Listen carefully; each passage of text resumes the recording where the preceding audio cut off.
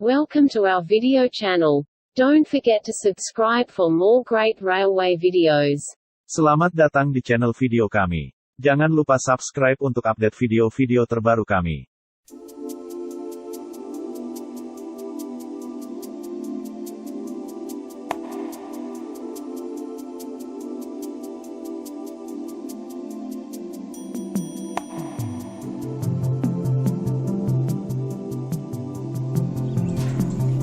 Selamat datang di channel saya, Bagus Widianto Channel. Terima kasih bagi kawan-kawan semua yang telah setia mengikuti channel saya. Bagi Anda yang baru pertama kali berkunjung ke channel ini, jangan lupa untuk klik tombol subscribe. Tanggal 15 Juli 2025 kemarin menjadi hari yang akan selalu dicatat dalam sejarah perkeretaapian Indonesia. Untuk terakhir kalinya, layanan kelas bisnis atau dulu disebut kelas 2 menjalani pelayanan regulernya. Kelas yang dulu merupakan transisi antara kelas 3 dengan kelas 1 ini sekarang sudah menjadi kenangan.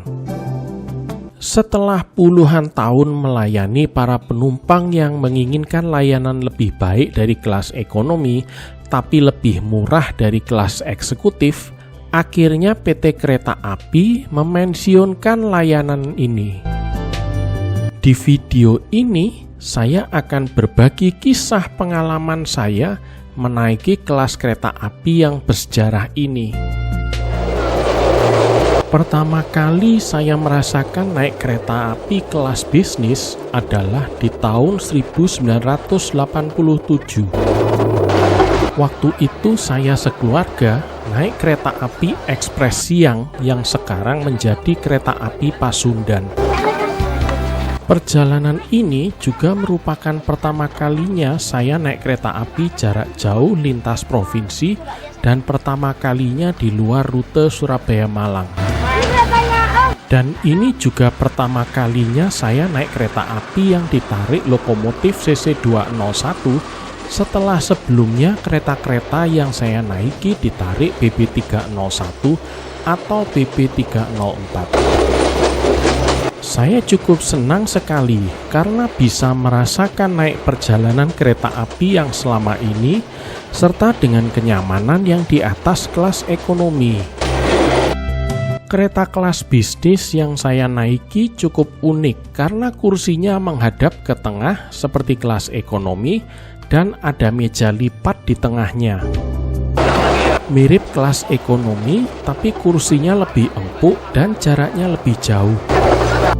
Di tahun-tahun selanjutnya, saya tak pernah lagi naik kereta kelas bisnis hingga saya pindah ke Bandung di tahun 2003. Waktu saya tinggal di Bandung, saya cukup sering naik kereta api kelas bisnis. Dan rutenya tidak hanya terbatas dari dan ke Bandung, tapi juga di koridor lain di luar Jawa Barat.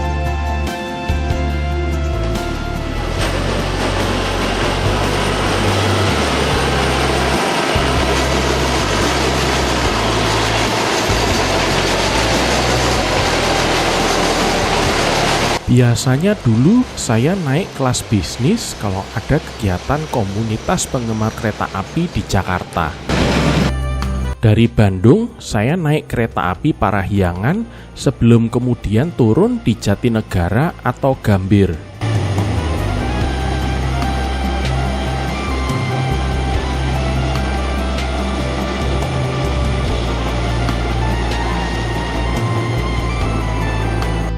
Pernah sekali kereta api Parahyangan saya berhenti di stasiun Jakarta Kota.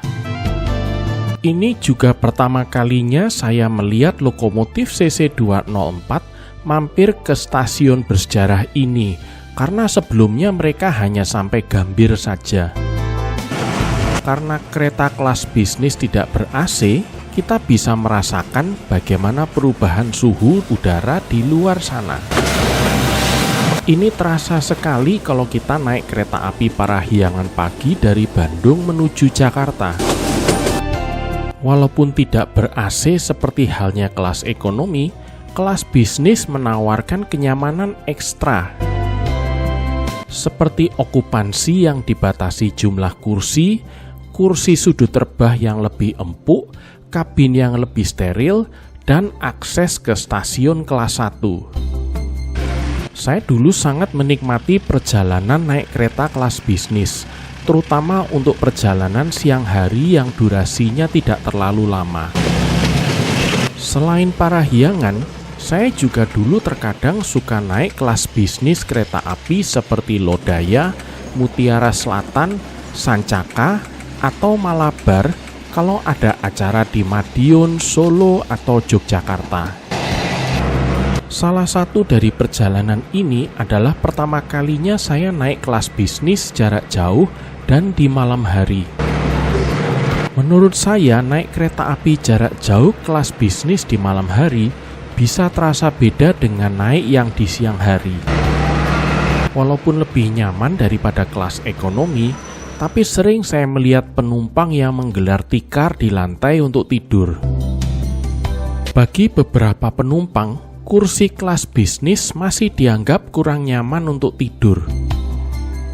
Dan terkadang saya juga suka melihat pedagang asongan yang ikut naik untuk menjajakan dagangannya seperti halnya di kelas ekonomi.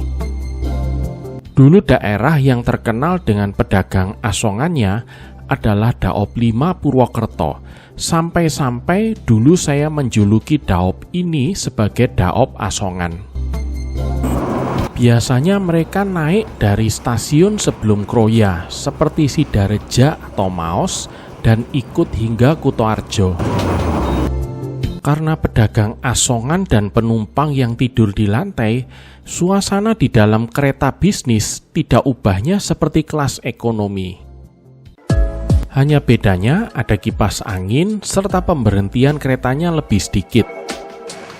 Perjalanan kelas bisnis terpanjang yang pernah saya jalani adalah dari Madiun hingga ke Bandung di tahun 2005. Waktu itu saya dan seorang kawan baru saja pulang dari kegiatan rail fanning di kota ini.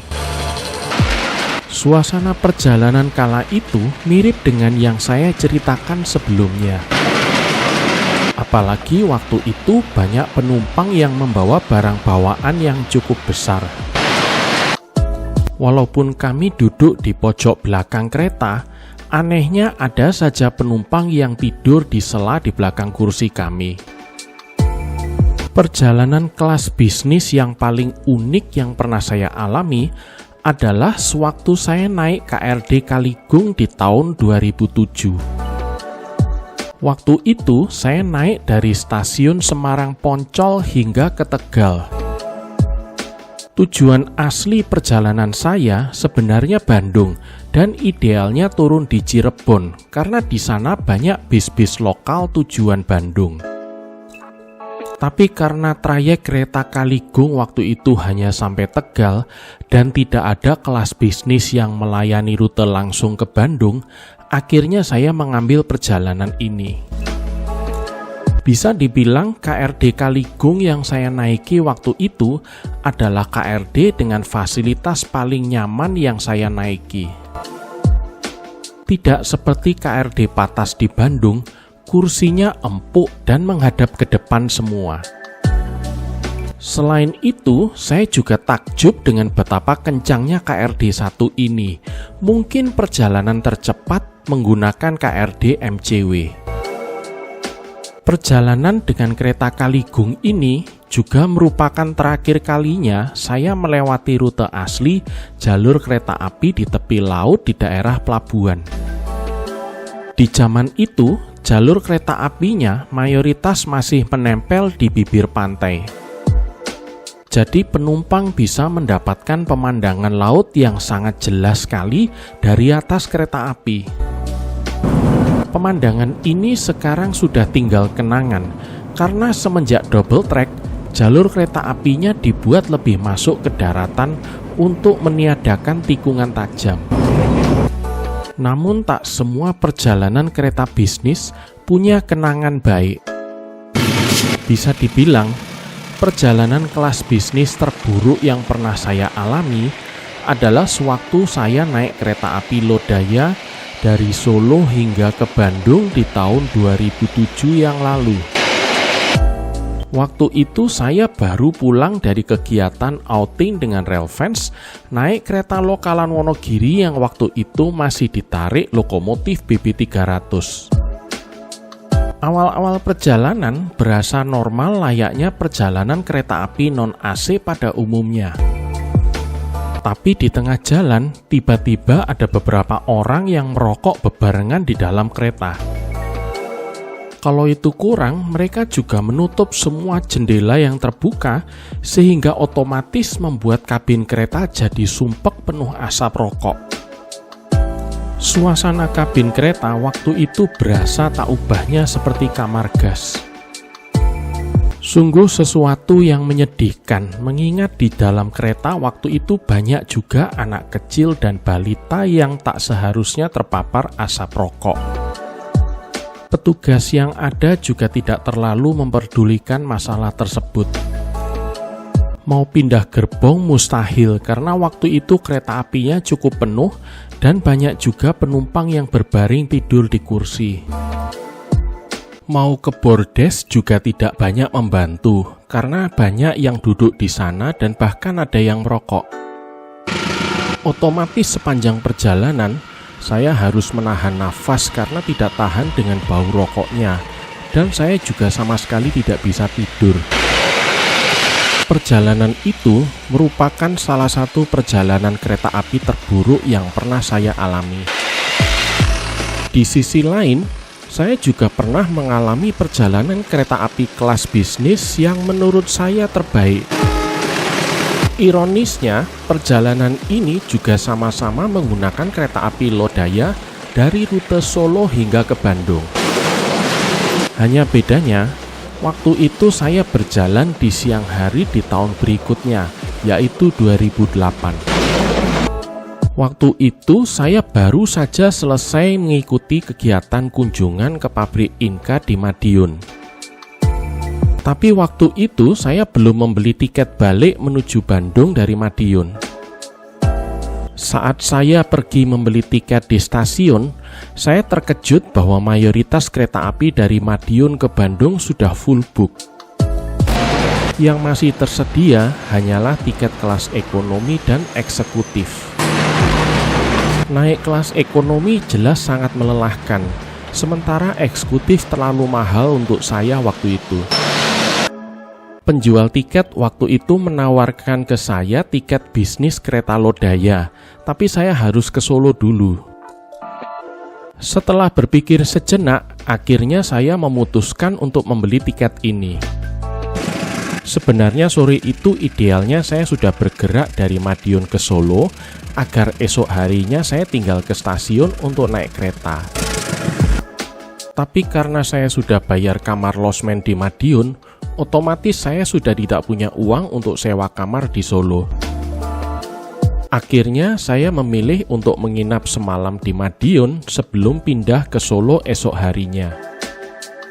Keputusan ini sendiri sebenarnya sangat riskan, mengingat kereta Lodaya berangkat jam 8:30 pagi, sementara durasi perjalanan darat dari Madiun ke Solo di zaman sebelum ada jalan tol susah ditebak. Otomatis malam itu tidur saya jadi sangat tidak nyaman karena sering terbangun hanya untuk mengecek jam. Saya juga sendirian karena teman-teman dari Bandung karena suatu hal lebih memilih untuk langsung pulang naik kereta Kahuripan dan tak menikmati bookingan hotel biarpun mereka juga sudah bayar. Kira-kira sekitaran subuh, saya check out dari kamar losmen saya di Madiun dan pergi menuju ke terminal Purboyo di belakang pabrik gula Rejo Agung. Di sini saya naik salah satu bis lokalan yang melayani rute Madiun Solo. Walaupun tiketnya murah, perjalanan menuju ke Solo pagi itu adalah perjalanan naik bus paling mengerikan yang pernah saya alami. Sopirnya mengemudi ugal-ugalan, ngeblong sepanjang perjalanan, serta tidak segan menerabas marka sambung, dan seringkali nyaris menabrak kendaraan lain dari lawan arah. Perjalanan itu terasa seperti naik roller coaster, hanya saja resiko celakanya sangat nyata. Setelah sekitar sejam perjalanan uji nyali, akhirnya saya sampai di Solo dan turun di sebuah persimpangan jalan di dekat stasiun balapan. Dari tempat itu, saya berjalan kaki sebentar sebelum akhirnya sampai di stasiun yang waktu itu masih sangat sepi sekali. Waktu itu tanggal 2 Agustus 2008 sebelum jam 6 pagi dan hanya ada beberapa petugas yang tengah bekerja serta nyaris tidak ada penumpang di stasiun. Bahkan rangkaian kereta api Lodaya yang akan membawa saya ke Bandung juga masih terparkir di depo. Lokomotifnya sendiri juga belum dihidupkan. Karena ada jeda waktu keberangkatan yang cukup lama, saya memanfaatkannya untuk melihat-lihat area stasiun dan depo Solo Balapan. Di zaman itu, tidak ada petugas yang melarang atau mempermasalahkan saat saya melihat-lihat dan mengambil foto. Di stasiun juga ada gerbong VIP Nusantara yang terparkir sendiri di pojokan stasiun. Mengingat banyak orang kaya, selebriti, atau pejabat di Jakarta yang kampung halamannya di Solo, tidak aneh kalau ada yang menyewa kereta mewah ini untuk perjalanan pulang kampung mereka. Saya juga menyempatkan untuk melihat-lihat di dalam depo Solo. Di sini ada beberapa lokomotif serta gerbong yang terparkir, termasuk sebuah Crane Kiro yang merupakan salah satu dari 2 yang ada di Indonesia. Tapi yang paling mencuri perhatian saya adalah bekas KRD Kuda Putih yang teronggok di salah satu sudut depo. Gerbong 1 ini adalah satu-satunya yang tersisa dari armada rangkaian KRD pertama yang beroperasi di Indonesia. Saat saya datangi, gerbong KRD ini digunakan untuk semacam kantor dan gudang. Walaupun kondisinya sudah kotor dan berkarat, pada dasarnya relatif masih utuh. Beberapa kelengkapannya masih ada, lengkap dengan keterangan dalam ejaan Suwandi. Setelah puas melihat-lihat depo, saya pun menuju ke depan stasiun untuk mencari sarapan. Selesai makan, saya langsung menuju ke stasiun lagi, kali ini sebagai penumpang kereta api. Setelah jam 7 pagi, stasiun Solo Balapan sangat sibuk dengan hiruk-pikuk pergerakan kereta dan penumpang. Apalagi banyak para pengelaju komuter yang menggunakan kereta api Prambanan Ekspres. Waktu itu, layanan kereta Prambanan Ekspres dilayani oleh KRD MJW dan KRDE. Selain itu juga ada beberapa kereta api jarak jauh yang datang dan berangkat di pagi hari. Rangkaian kereta api Lodaya saya sendiri mulai ditarik masuk ke stasiun pukul 8 pagi. Kereta apinya waktu itu tidak terlalu banyak penumpang sehingga suasana kabin terasa longgar dan saya merasa sangat nyaman sekali berada di dalam. Berbeda dengan perjalanan kereta api eksekutif pada umumnya, kereta saya waktu itu diparkir di bagian utara stasiun Solo Balapan, persis di bawah rumah sinyal elektrik yang dibangun di tahun 1969 yang lalu. Jadi penumpang harus menyeberang rel dan masuk ke bangunan stasiun lama sebelum naik. Tepat pukul 8:30 pagi, kereta api saya berangkat dari stasiun Solo Balapan. Walaupun saya sebelumnya sudah sering menaiki kereta lewat rute ini, terutama kalau naik Argo Wilis dari Surabaya, perjalanan kali ini terasa istimewa. Saya waktu itu merasakan gairah dan kesenangan seperti halnya waktu pertama kali naik kelas bisnis di tahun 1987. Mungkin ini semua karena perasaan puas dan lega karena akhirnya berhasil naik kereta api pulang ke Bandung. Ketiadaan AC atau kursi extra reclining tidak mengurangi kenikmatan perjalanan saya. Di beberapa stasiun, kereta saya juga sempat berhenti untuk mengalah dengan kereta api lain.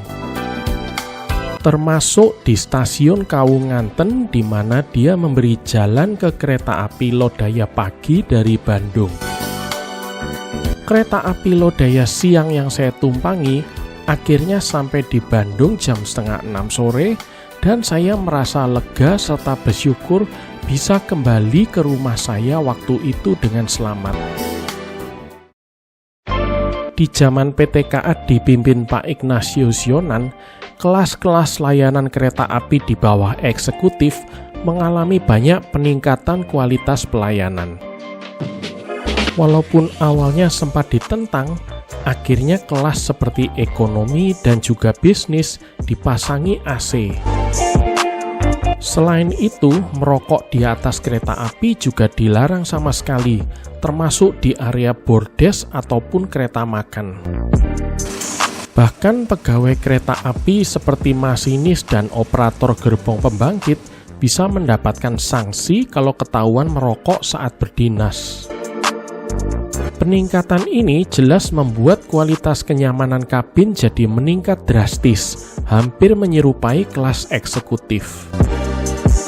Namun di sisi lain, peningkatan kualitas ini juga makin kesini makin meminggirkan peran kelas bisnis sebagai kelas antara ekonomi dan eksekutif.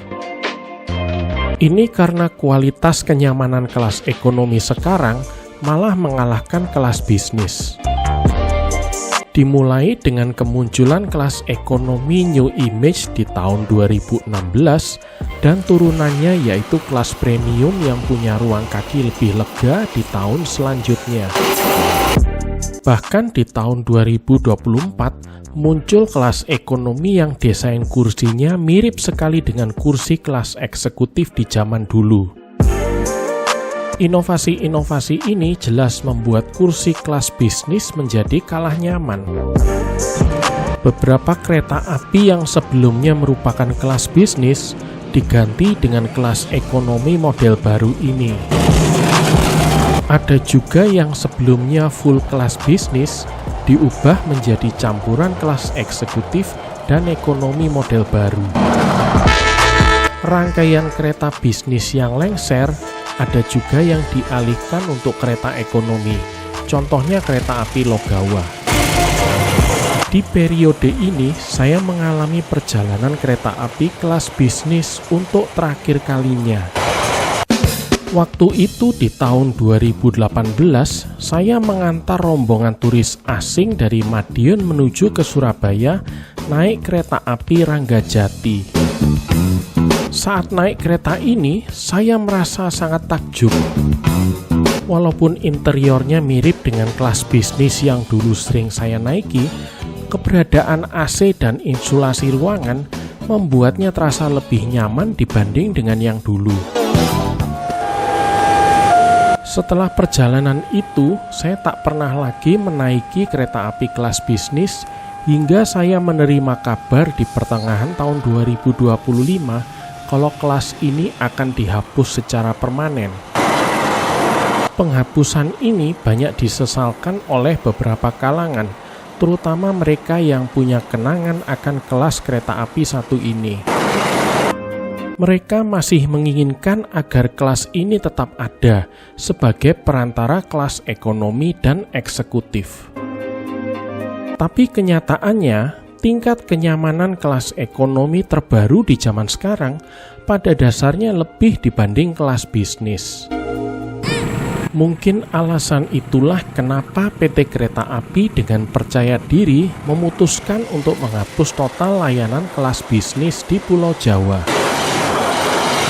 Tinggal menyisakan yang di luar Pulau Jawa saja untuk saat ini, yaitu Kereta Api Sribilah di Sumatera Utara dan Sindang Marga di Sumatera Selatan.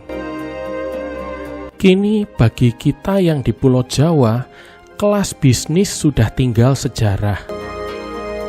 segala romantika dan kenangan akan perjalanan nyaman yang awalnya tanpa AC akan selalu ada di benak para pengguna kereta api. Namun, apakah kelas ini kelak akan kembali lagi? Atau mungkin salah satu varian kelas ekonomi yang sekarang akan di-rebranding menjadi kelas bisnis? Hanya Tuhan yang mengetahuinya.